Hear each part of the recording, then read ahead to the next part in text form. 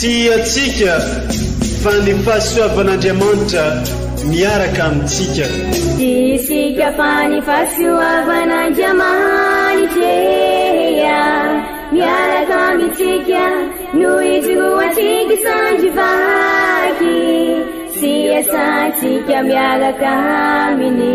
Ny fianakaviana no taniketsa ipoiran'ny vocation. Déploie ton cœur et viens nous sauver. Délivre-nous de nous, délivre-nous de tout. Fa sisika tokoa fa ny fahasoavan'Andriamanitra miaraka amintsika. Sisika fa ny fahasoavan'Andriamanitra miaraka amintsika noho izoatsika sandrivaky sy asantsika miaraka aminy. Fa olo raika atokotran'isika ao aminy, fianakaviana iray ao aminy, sy misy hevitrevitra. Ny olo no mampizara indraindray, fa Andriamanitra i Jesoa lay mpiandrony tsara ranolotra ny aina, olo raika ary ao amin'ny fiangonana ao amin'ny eglizy dia sambatra tsika mahasapa an'izay.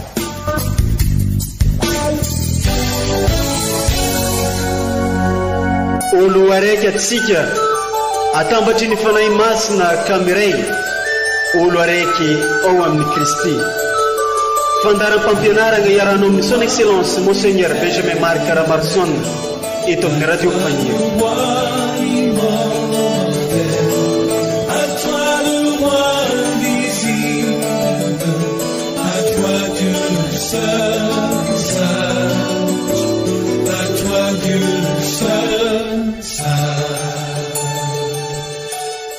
Ho tonga eo anoloanao aneny fivavahako, manongilana sofina amin'ny antsiko ry Tompo. Salamo fahafito amby valopolo. Amin'ny fofeno fitiavagna no aloragna fiarahabagnantsika jiaby izay magnaraka tsy tapaka ity onjapeo-ny radio Fagnier mamitsika ity, izay onjapeo mamitambatra antsika ho iray sady onjapeo mitady mandrakariva ny anitatra ny fanjakan'Andriamanitra eto amin'ity diosèzy mamitsika ity. Isoranay ianao izay mankamamy sy mankafi ireo fampianaragna sy toritenin'ny Monseigneur Archevêque eto amin'ity onjapeo-ny radio Fagnier ity. Toloranay fiarahabagnantsika eo ave jiaby tratran'izao alahady faharoa amby telopolo mandavantaona amin'ny taona di amin'ity taona 2024 ity. Koa amin'izao alahady faharoa amby telopolo mandavantaona izao dia toloran'ny eglizy loha hevitra isika ny hoe hitsangako velogno ny maty. Ndeo renesitsika ireo vakiteny masina tolotry ny eglizy amintsika izay arahana fampianaragna sy toriteny avy amin'ny Monseigneur Archevêque ray amandrenitsika.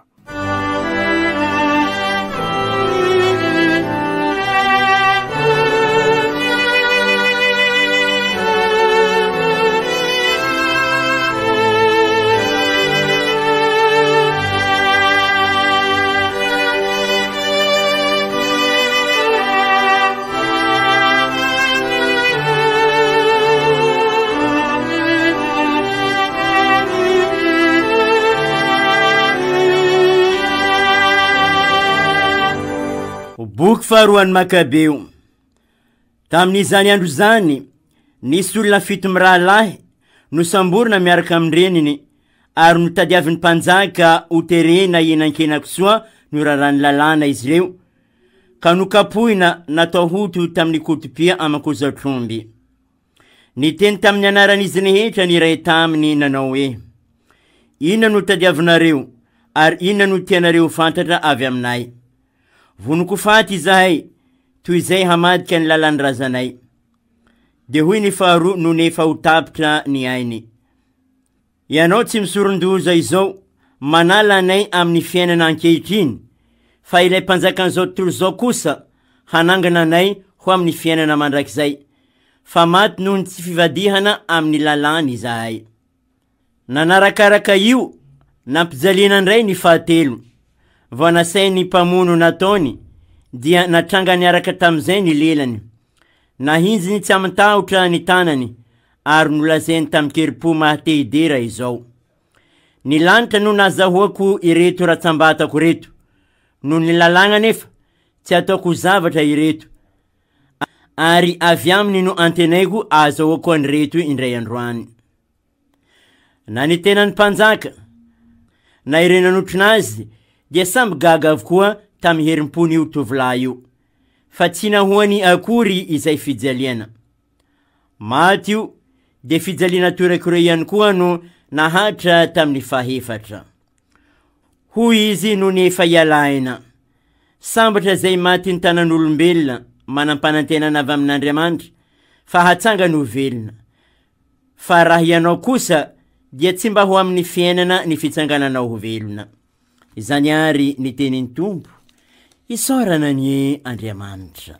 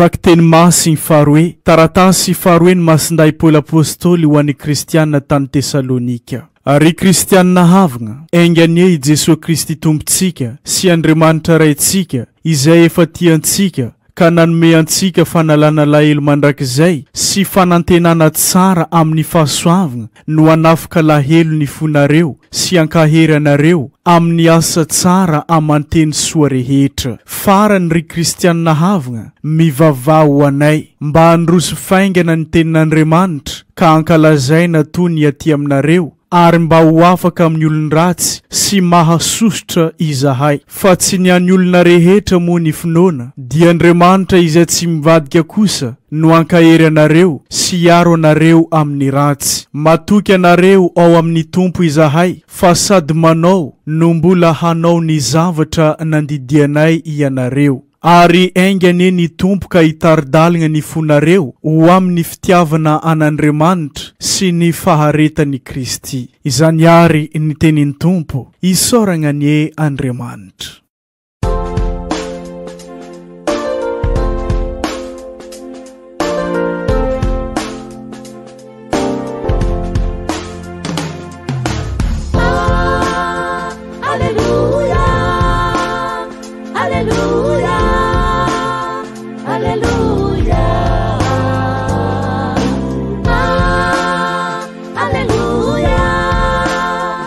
Alleluia, alleluia. Ombantsika menakavy any Tompo ho tanteraka tokoanay zany evanjely masigny nosoratany masindala io ka voninahitra ny eo anao ry Tompo. Tamin'ny zanandro zany nagnatogna an Jesosy ny sasany tamin'ny Sodesiana izay mandany fitsanganako velo ka nanontany an Jesosy nagnano hoe ry mpampianatra ô, i Moizy magnome lalagna ho antsika hoe raha misy lehilahy manambady ka maty momba dia aoka ny rahalahy no ampakatra ny vadiny mba hiteraka amelomaso ny rahalainy. Koa nisy olo 7 mirahalahy ary nanambady ny zokiny fa maty momba. Dia nanambady andra vehivavy ny faharoa fa maty momba koa. Nanaraka izany dia nanambady azy ndray ny fahatelo ary nanao tozana avokoa ny 7 mirahalahy fa maty momba daholo. Farany dia mba nady koa raha vehivavy. Koa ho vadiniza ary raha vehivavy io rehefa tonga agny amin'ny fitsanganako velo fa efa samy nanambady azy avokoa izy 7 mirahalahy. Dia namaly Jesosy nagnano hoe ny zanak'izao tontolo zao no ampakabady sy avoaka ampakarigny fa zay fahita ho mendrika azo ny fiainagna ho avy sy fitsanganako velony kosa dia tsy mba mampakabady na avoaka ampakarigny ary tsy mety maty intsony izy fa tahaka ny anjely sady zanak'Andriamanitra satria zanaka ny fitsanganako velo. Arano hoe hitsanganany maty dia zavatra efa nambarany Moizy teo amin'ny ilainy lazany ny voaroa izany fa tamin'io izy no niantso ny Tompo hoe Andriamanitra Abrahama, Andriamanitra Isaka, Andriamanitra Jakoba. Koa velogno eo anatrehan'Andriamanitra ne izy rehetra ireo hoe satria tsy mba Andriamanitra ny maty na Andriamanitsika fa Andriamanitra ny velo. Izany ary ny tenin'ny Tompo derany ho anao ry Kristy.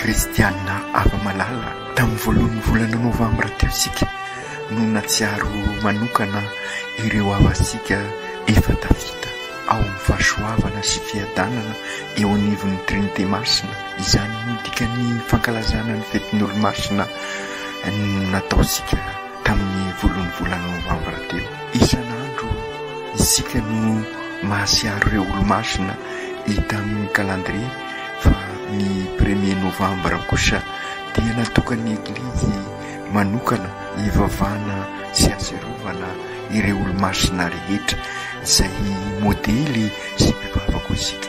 No hoe masina tokoa manko araka ny efa hazavaisika matetika dia midika fiombonana amin'Andriamanitra satria Andriamanitra irery no any masina ary avy aminy no manamasina sika. Fiainana misy an'Andriamanitra sy miombona aminy no manambara fa manana fiainana masina isika. Izany hoe ny tanjona zany dia ny fampitrahofana ny finoana sy ny fiainana andavanandro. Ny 2 Novambra koa isika araka ny efa fantatra antsika dia mivavaka manokana sy mandinika ny fiainako avy ary ny anjara toerany fahafatesana. Notsipisika tamin'io koa fa arakaraka ny eritreretasika zay fahafatesana zay no entisika mamola vola ny fiainatsika andavanandro. Raha fiafarana na fahalevonana ny fandraisasika an'izay fahafatesana zay dia sy magaga raha ny fahendren'izao tontolo zao no manjaka ao amintsika manentana ny fiainatsika ka manararotra izao fiainana izao sika afahasika mahita an'izay afinaretana tisika. Fahendrena moa no lazana azy fa raha ny tena marina sy mitondra raha tena fahendrena tokoa dia sy tokony hitondra amin'ny fahafatesana amin'ny fahalevonana.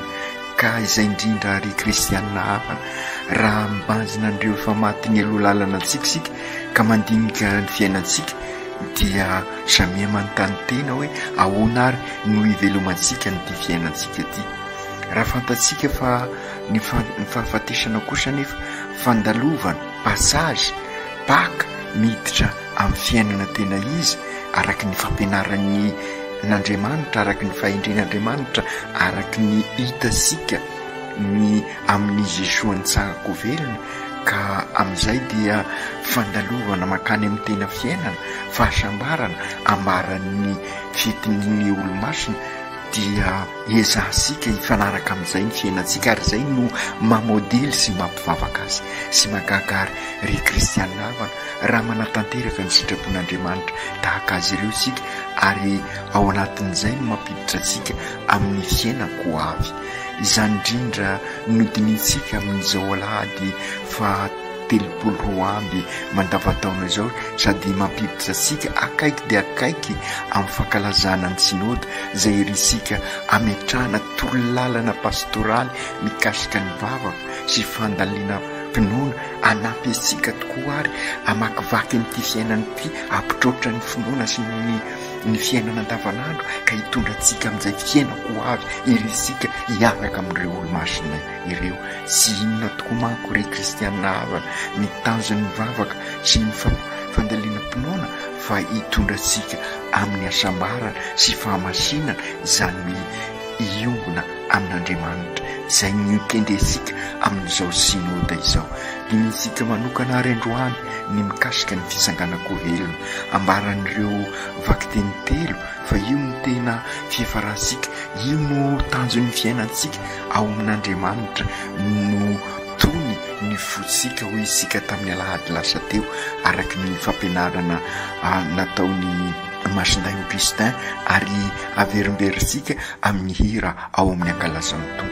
Raha ny marina zany dia sy fiafarana ny fahafatesana, favaravarana hidirasika amin'ny tena fiainana, ary izay fantatra sika koa nefa fa io varavarana io dia varavarana tery ety, ka mila mitandrina tokoa isika, ary izay no sy maintsy volavola isika amin'ny alalan'izao torolalana pastoraly izao, mba hafahasika miditra amin'izay varavarana mitondra antsika amin'ny tena fiainana izany, ary ivelomansika ny mahazanak'Andriamanitra antsika, ka azahosika n'izay sambarana ao amin'Andriamanitra izay.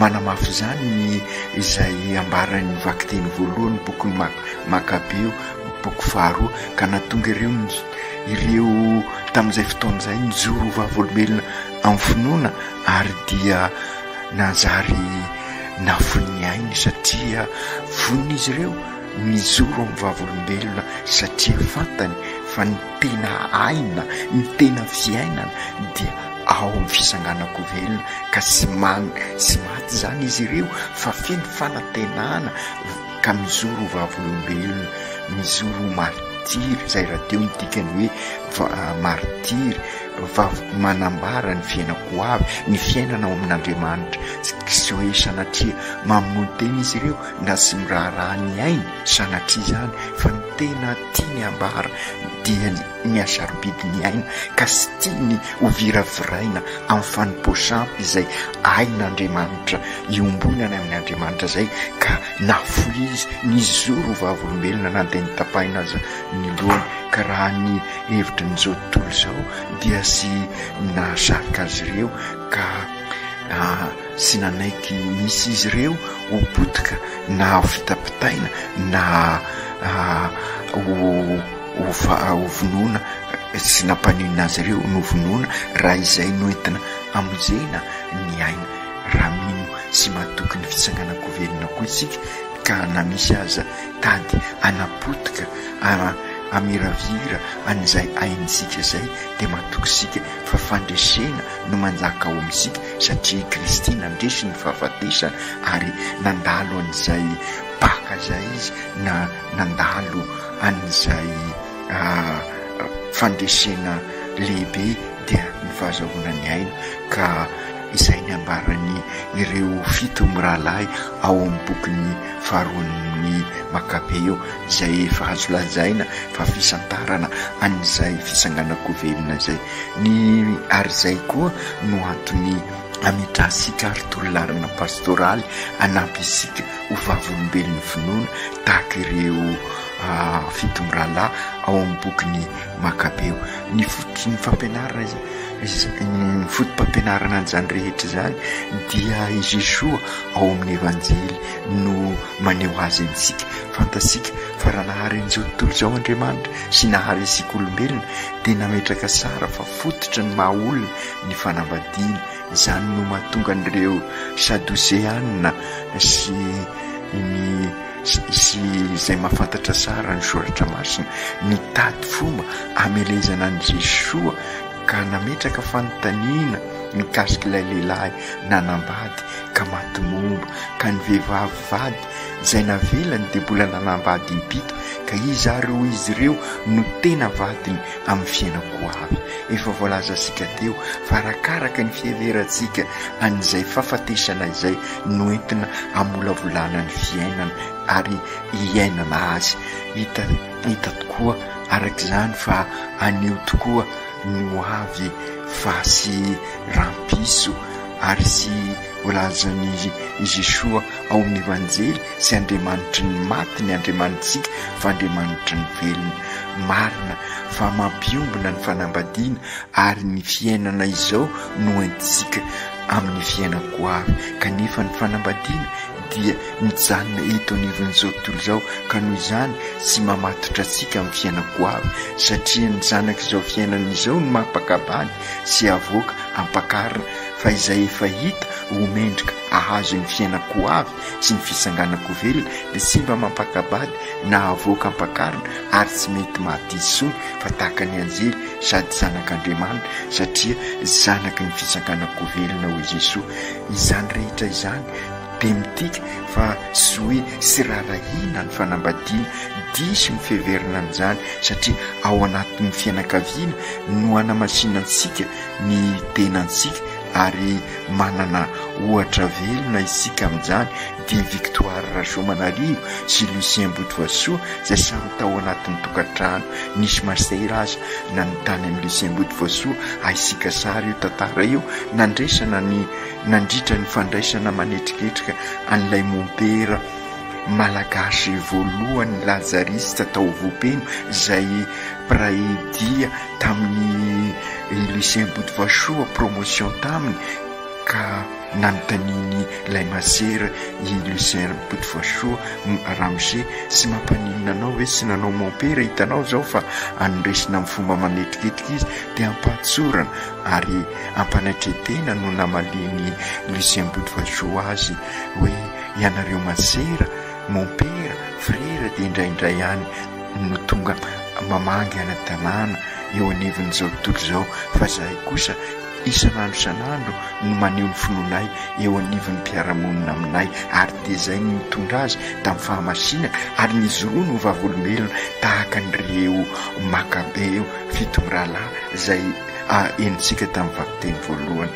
Marina fa izany ny fiainana mahalaika ary izay indrindra nahay nampitroatra ny finoana sy ny fiainana andavanandro izy ary lalina ny fampianarana apetrany amintsika na dia sy nanoratra aza izy fa ny fiainany misy no nanehony an'izay fiomanana no avy izay anio no avy fa sy rampiso amin'ny alalan'ny fiezana ampiombona ny fiainana araka ny sitrak'Andriamanitra izay koa no mbola ambarany ampianarin'ny Masinapoly amintsika mivaky teny faharoa mba hifikitra bebe koa hatrany amin'ny Kristy fa indrindra mamaraparana an'izao taona liturgika izao sika ary izay famaranana ny taona liturgika izay no mahatonga ny Eglizy manolotra amintsika an'ireo vakiteny amin'izao alahady sotra 30 amby izao ary satria ao amin'ny Jesoa no hanivozasika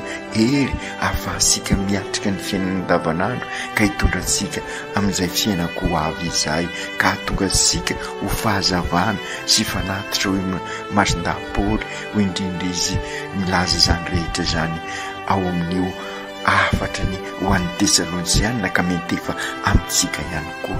Matoky anareo ao amin'ny tompo izahay fa sady manao no mbola anao ny zavatra nandidinay anareo ary engany ny tompo ka hitaridalana ny fonareo ho amin'ny fitiavana an'Andriamanitra sy ny faharetana faretan'i Kristy, ary io no mitondra antsika amin'ny fiainako avy, ary io ihany koa no entiko isodrano antsika eto am-pamaranana an'izao fampianarana izao, ary mampiditra asika bebe koa amin'izay fiainako avy izay irisika ao am' Jesosy, ary mampiditra asika ihany koa amin'ny fankalazana ny synôda izay ho tanterahisika sy ho ela, ka tonga antsika ary ho eglizy olo velomin'ny batemy miara-dalana miombona mandray an-tanana ka zary misionera zary tabernakla velona, ka ny fiainansika zary tabernakla velona ka mizara famindrapo amin'ireo manodidina antsika, ka engany izao synôda izao no zary départ vaovao asika manasika ny fiainako avy amin'izay fisakanako velona izay, ka anamafy bebe koa ny finosika. Jesosy tompo ampianary tokoa ary zahay, tsy anjehy ny andro lava fa hiaraka aminao deny izao mitondra ny azo fizaliana fa hady sy dia tokoa ny fiainana, matoky izahay fa raha miaraka aminao andresy ary ho tody zo mantsara ny fiainako avy, masiny marireny eo reny mpitaridalana ianao, ka tantahano izao synôda izao ho any am' Jesosy, ka ahitanay ny tena torolalana pastoraly ahatonga anay ho tabernakla velona tahaka anao. Masinday Josefa ray mpiaro-ny eglizy io mivavaha mba ho fianakaviana manomana ny fiainako avy ny fiainanay, ka ametraka ny famindrapo sy ny famelan-keliko, anenika ny fiainanay andavanandro, ka hitondranay amin'ny fisanganako velona. Aoko tanteraka izany amin'ny anaran'ny Ray sy ny Zanaka sy ny Fanahy Masina. Amen.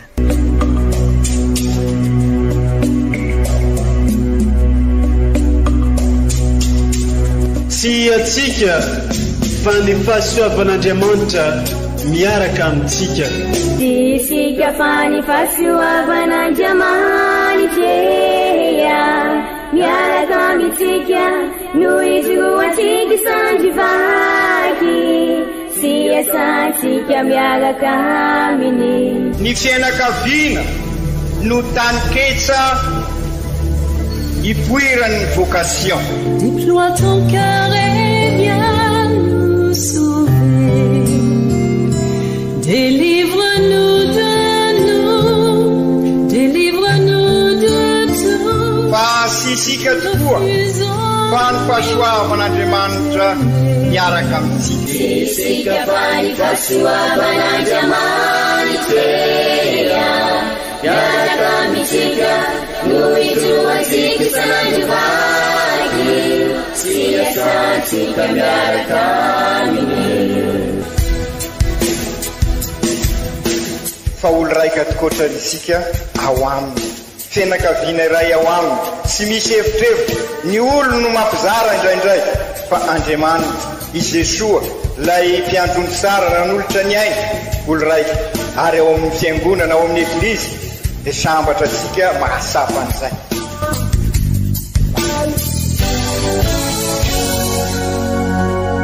Olo araiky atsika atambatry ny fanahy masina kamiray, olo araiky ao amin'ny Kristy. Fandaram-pampianarana iaranao amin'ny son excellence Monseigneur Benjamin Marc Caramarson eto amin'ny radio Fagnier.